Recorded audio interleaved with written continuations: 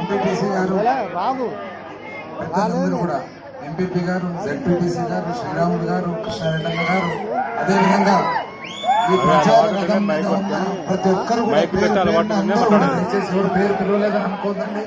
పెద్దలందరూ కూడా పేరు పేరున, అదేవిధంగా ఈరోజు ఎంతో అభిమానంతో ప్రేమతో పెద్ద సంఖ్యలో ఈ సభకు కదిలి వచ్చినటువంటి చిన్నమల్కాపురము, వలసల, పెద్ద మల్కాపురము, ఎర్రగొండ గ్రామ ప్రజలందరికీ కూడా పేరు పేరు, అక్కా చెల్లెమ్మలందరికీ కూడా పేరు పేరున నా హృదయపూర్వక నమస్కారాలు తెలియజేస్తాం. తెలుగుదేశం మీటింగ్ అయిపోయినామా? ప్రచారం మీకు ఒక గమ్మత్తు తమాష చెప్తా. ఎందుకంటే ఇప్పుడు బరిలో ప్రధానంగా రెండు పార్టీలు ఉన్నాయి. ఒకటి వైసీపీ, మరొకటి కూటమి. అంతేనా? కూటమిలో మూడు పార్టీలు ఉన్నాయి: బీజేపీ, టీడీపీ, జనసేన. బీజేపీ తరఫున ప్రతినిధి వచ్చేసి సాక్షాత్ ప్రధానమంత్రి, టీడీపీ తరఫున చంద్రబాబు నాయుడు, జనసేన తరఫున పవన్ కళ్యాణ్. అయితే ఎన్నికలు వచ్చేటప్పుడు ఎప్పుడు కూడా ఒక ముఖ్యమైన అంశం వచ్చేసి మేనిఫెస్టో.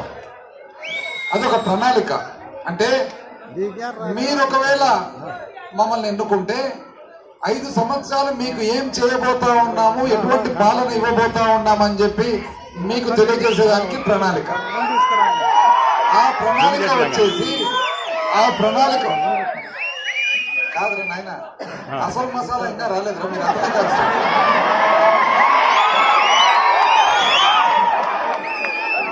ఇంకా పేర్ల కాడనే ఉంది సినిమాలో, ఇంకా చాలా ఉంది అవతల. కొంత ఊరికి వినండి, అప్పుడు మీకు ఎగ్జైట్మెంట్ మీకే వస్తుంది కొంతసేపు తర్వాత అర్థమవుతుంది. అయితే ఆ ప్రణాళిక వచ్చేసి దాంట్లో సూపర్ 6. ఇప్పుడు ఆ ప్రణాళిక చూస్తే మేనిఫెస్టోలో ప్రధానమంత్రి బొమ్మ లేదు. ఎందుకు లేదు అంటే నాది ఎత్తు పెట్టదండి అన్నాడు. అంటే ఓన్లీ చంద్రబాబు నాయుడుది, పవన్ కళ్యాణ్ ఇద్దరిదే ఉందన్నమాట.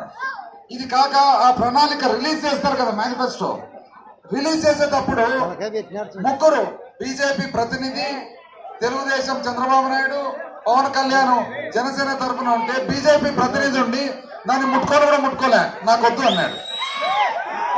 అర్థమేమి అంటే బీజేపీ ఒక పెద్ద భాగస్వామ్యులు అయి ఉండి కూడా వాళ్లకు ఆ ప్రణాళిక మేనిఫెస్టో మీద, ఆ సూపర్ 6 మీద ఆమోదం ఉన్నట్లా లేనట్లా? ఇది ఒక సామాన్య మానవుడికి అర్థం కావాలంటే, ఒక మామూలు మనిషికి అర్థం కావాలంటే, ఒక ఉమ్మడి కుటుంబంలో ముగ్గురు అన్నదమ్ములు ఉన్నారని అనుకోండి.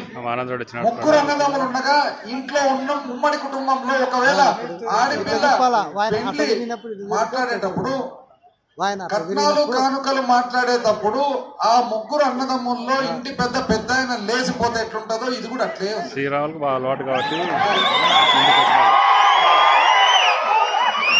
ప్రధానమంత్రి ఆమోదం లేదంటే అర్థమేమి కదా దాంట్లో. ఎందుకనంటే చెప్తా. ఎందుకంటే సూపర్ 6 లో ఏముందమ్మా? సూపర్ 6 లో గ్యాస్ సిలిండర్లు ఇస్తా అన్నాడు కదా, 3 చెప్పినట్టు కదమ్మా. ఆడోళ్ళు బాగా చెప్తారు, గ్యాస్ సిలిండర్లు ఆడోళ్ళు చెప్పారు, మనం మూడోళ్ళు చెప్తే ఎట్లా?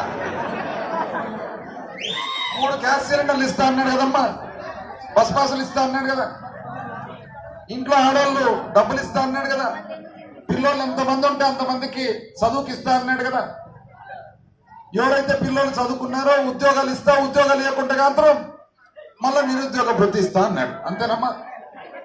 అయితే ఒక్కసారి చంద్రబాబు నాయుడు మనకేం కొత్త మనిషి కాదు కదా, పాత మనిషి, ఇప్పటి నుంచో ఉన్నాడు. అయితే ఫ్లాష్ బ్యాక్ పోదాం 2014. 2014లో ఇదే చంద్రబాబు నాయుడు ఇంటికి ఒక గ్యాస్ సిలిండర్ సబ్సిడీ మీద ఇస్తాను, ఇంటికి ఒకటి నెలకు అన్నాడు. అంటే ఎన్ని సిలిండర్లు రావాలా మనకు? 5 సంవత్సరాలకు కాదు, సంవత్సరానికి 12 అంటే 60 సిలిండర్లు రావాలా. ఈ రోజు చిన్నమల్కాపురం గ్రామంలో ఎవరికే కానీ చంద్రబాబు నాయుడు సిలిండర్ ఇచ్చినాడమ్మా? పోనీ వలసలు ఇచ్చినాడా? పోనీ పెద్ద మల్కాపురం ఇచ్చినాడా? అంటే 5 సంవత్సరాలు ఒక్క సిలిండర్ కూడా ఇయ్యని మంచి ఇప్పుడు మళ్ళా 60 బదులు ఇప్పుడు 3 ఇస్తాడా? బాగా ఆలోచన ఈ పెద్ద మనిషి ఏం చేసినా తెలిసిన మేధావి కదా. ఆర్టీసీ సంస్థ నష్టాల్లో ఉంది. ఈ నష్టాలకు ప్రధానమైన కారణము బస్ పాసులు.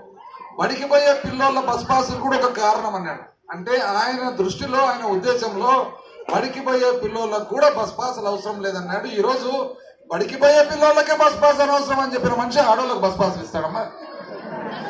ఇస్తాడా? ఇదే అక్క చెల్లెమ్మలకు, పొదుపు అక్క చెల్లెమ్మలకు